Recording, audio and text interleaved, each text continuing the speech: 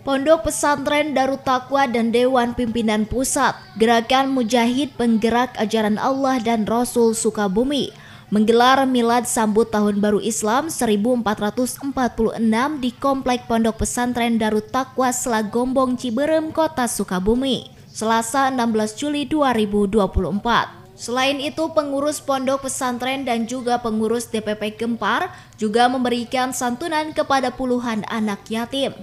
Menurut pimpinan Pondok Pesantren Darut Taqwa, sekaligus Ketua Umum DPP Gempar, Kiai Haji Ece Suhendar mengatakan, milad Pondok Pesantren Darut Taqwa yang ke-19 tahun dan milad DPP Gempar yang ke-18 tahun digelar sekaligus menyambut Tahun Baru Islam 1446 Hijriah. Dengan zikir dan doa bersama serta memberikan santunan kepada 380 anak-anak yatim piatu. Dijelaskan kegiatan tersebut rutinitas setiap tahun dan bisa berkontribusi dalam berbangsa dan bernegara untuk kemaslahatan umat.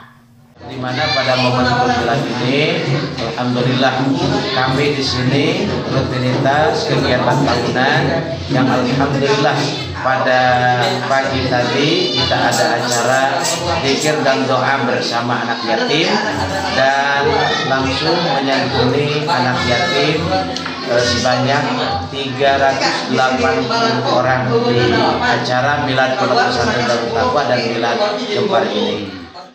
Sementara itu, tindakannya menggelar zikir dan doa bersama serta santunan anak-anak yatim. Pengurus Ponpes Darut Taqwa dan pengurus DPP Gempar juga menggelar kreasi santri dan taklik akbar dengan dihadiri aparatur pemerintah, tokoh alim ulama, juga para pimpinan pondok pesantren yang ada di kota dan Kabupaten Sukabumi. Dari Ciberem, Kota Sukabumi, Muhammad Ujang Heriaman, Tim Liputan MGS TV melaporkan.